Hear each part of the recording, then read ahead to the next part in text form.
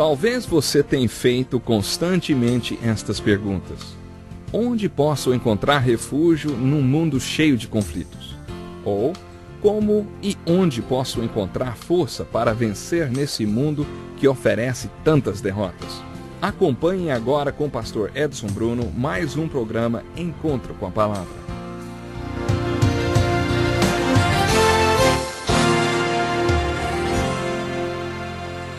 Olá, seja muito bem-vindo a mais um Encontro com a Palavra. É muito bom contar com a sua participação na continuação do estudo do Evangelho de João. Puxe uma cadeira, acomode-se, pegue sua Bíblia, abra no capítulo 14. Vamos continuar enfocando o sermão de Jesus, chamado o Sermão da Última Ceia. Este foi o sermão mais longo que Jesus pregou. Como já comentamos, na verdade, esse sermão foi um diálogo entre Jesus e os apóstolos. Este diálogo, que se tornou o sermão mais longo de Jesus, também aconteceu durante o que podemos chamar de o último retiro, promovido por Jesus com seus 12 apóstolos. No capítulo 14, um deles saiu e sobraram apenas 11 conversando com o Senhor. Jesus iniciou seu ministério público com um retiro, no qual pregou o Sermão da Montanha e, naquela ocasião, recrutou os 12 apóstolos.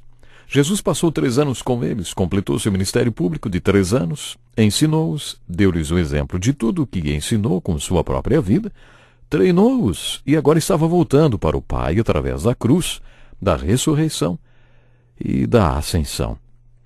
Mas antes de ir para a cruz, Jesus encerrou o seu ministério público no capítulo 12, no 13, se reuniu com esses homens e fez com eles o seu último retiro. Esse foi um acontecimento muito importante porque nele Jesus apresentou o seu testamento, o seu último desejo, vamos dizer assim. Foi nesta ocasião também que Jesus colocou sobre os apóstolos a responsabilidade de levar o Evangelho até aos confins da terra.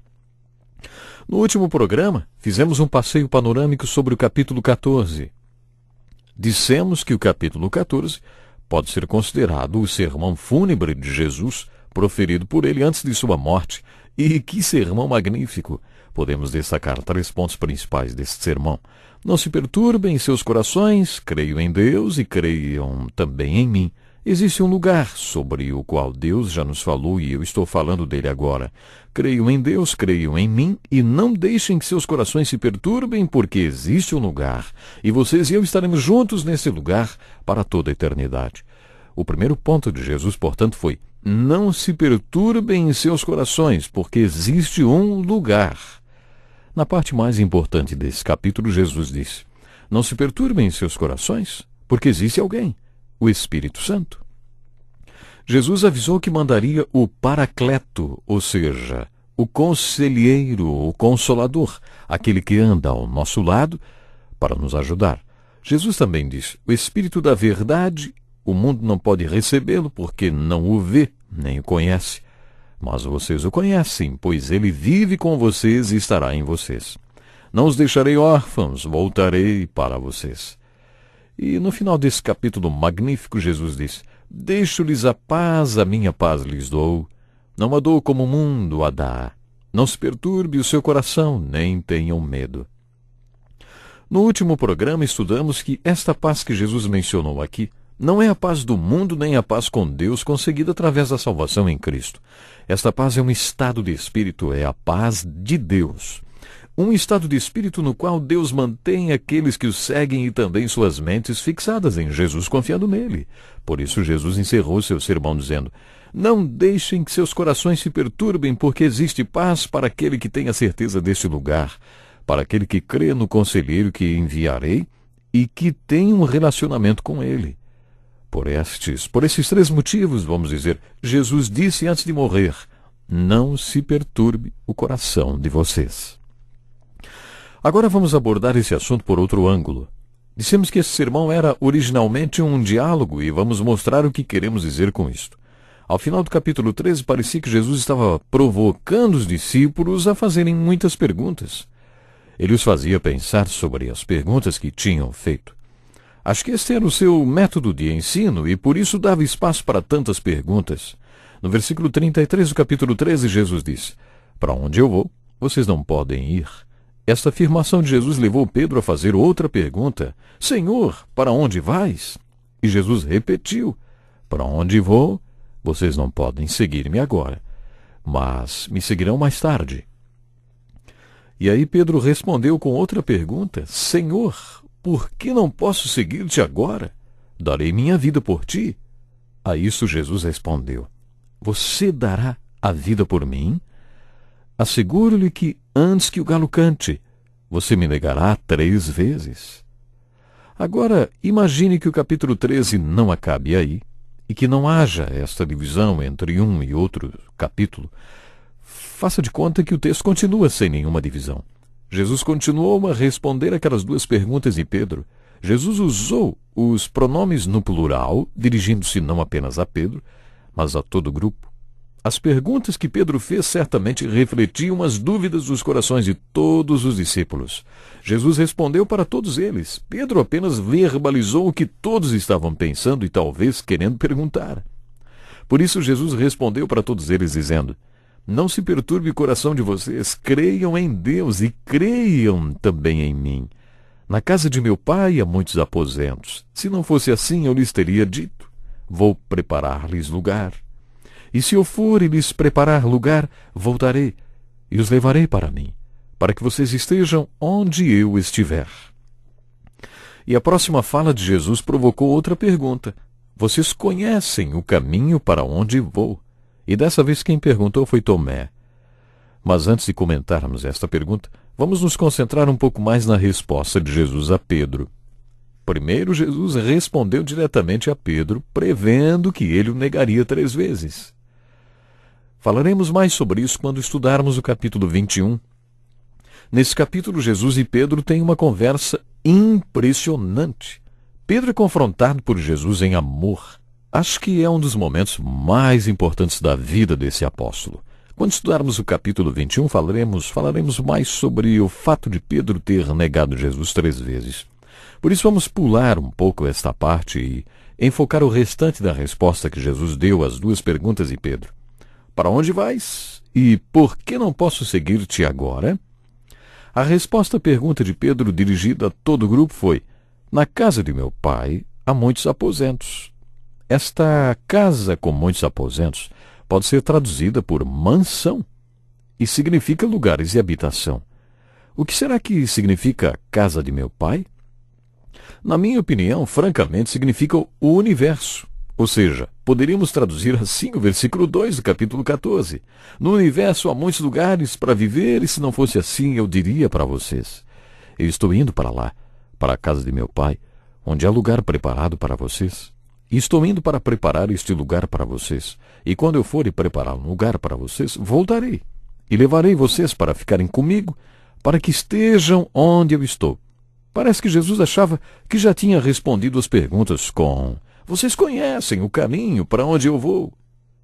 Algumas pessoas duvidam que ainda haja algum lugar disponível de habitação no mundo porque tudo já foi explorado.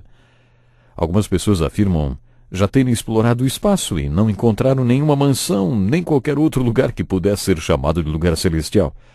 Mas quanto do universo já foi explorado? Ainda não fomos muito longe, não. As estrelas, os corpos celestes que conhecemos são incontáveis e, pelo que sabemos, ainda há mais. Muito mais. Muito mais que nem é conhecido do homem. Não é conhecido, muito menos explorado. E quando exploramos o espaço com nossos potentes telescópios, tudo o que podemos concluir é que existe ainda mais espaço, mais espaço. É um espaço infinito. Por isso, como alguém pode dizer que esta afirmação de Jesus já foi comprovada ou desmentida? Na casa do meu pai, ou seja, no universo, há muitos lugares para se viver. Se conhecemos tão pouco da casa do Pai e exploramos tão pouco o espaço, como podemos dizer que esta afirmação de Jesus é falsa ou verdadeira? Este capítulo começa falando que, no universo, há muitos lugares que Deus preparou para habitarmos. Ele começa falando daquilo que sabemos que é verdade. Creiam em Deus, creiam também em mim. É através da fé que sabemos que as palavras de Jesus são verdadeiras, e não porque podemos comprovar alguma coisa, nem porque podemos ver. Bom, aqui nós vemos Jesus respondendo duas perguntas. Ao responder a pergunta de Pedro, Jesus também fez um convite. A pergunta: para onde estou indo e por que você não pode vir comigo? Porque estou indo para a casa de meu pai, para preparar um lugar para vocês. Esse lugar ainda não está pronto, e é por isso que vocês ainda não podem vir comigo, mas virão mais tarde. Virão depois que eu tiver preparado esse lugar para vocês e tiver voltado para levá-los para junto de mim. Jesus achou que já tinha respondido a estas duas perguntas e então disse: vocês já sabem para onde estou indo e como vou chegar lá. Mas Tomé, que sempre duvidava, perguntou: Senhor, não sabemos para onde vais. Como então podemos saber o caminho? A resposta de Jesus a esta pergunta de Tomé é um dos versículos mais conhecidos de toda a Bíblia. O versículo 6 do capítulo 14 de João. Eu sou o caminho, a verdade e a vida. Ninguém vem ao Pai a não ser por mim. Se vocês realmente me conhecem, conheceriam também o meu Pai. Já agora vocês o conhecem e o têm visto. Isto levou Filipe a fazer outra pergunta. Mas antes de falarmos sobre a pergunta de Filipe, vamos refletir um pouco sobre a maneira que Jesus respondeu à pergunta de Tomé. Tomé disse: Senhor, não sabemos para onde vais, como então podemos saber o caminho?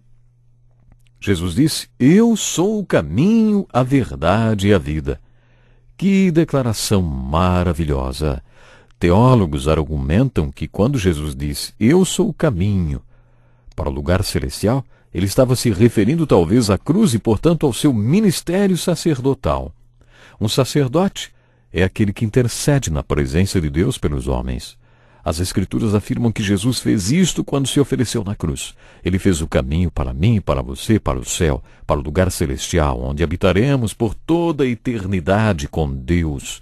Mas Jesus não parou por aí. Jesus poderia ter feito diferente. Ele poderia ter ficado no céu, cuidando dos seus afazeres e naquela sexta-feira tirado uma folga do céu, ter vindo ao mundo e morrido na cruz pelos nossos pecados e pronto. Missão cumprida. Mas ele não fez assim. Ele viveu 33 anos aqui na terra. Ele fez mais do que morrer na cruz. Nós vamos continuar estudando o Evangelho de João, e eu sei que tem muita coisa para aprendermos juntos. Aliás, temos tanto que aprender com Jesus, não é mesmo? Infelizmente, o nosso tempo já acabou. Programe-se para participar conosco do próximo encontro com a palavra. Até lá. Que lição importantíssima. Obrigado, pastor Edson Bruno. Prezado ouvinte, coloque em prática o que você ouviu aqui. Sem dúvida, sua vida será grandemente abençoada. Este é um estudo escrito pelo Dr. Dick Woodward, na voz do pastor Edson Bruno. Escreva-nos e solicite o material. Nosso endereço é Encontro com a Palavra, Caixa Postal 2011, CEP 89201-970, Joinville, Santa Catarina. Até o nosso próximo encontro com a Palavra.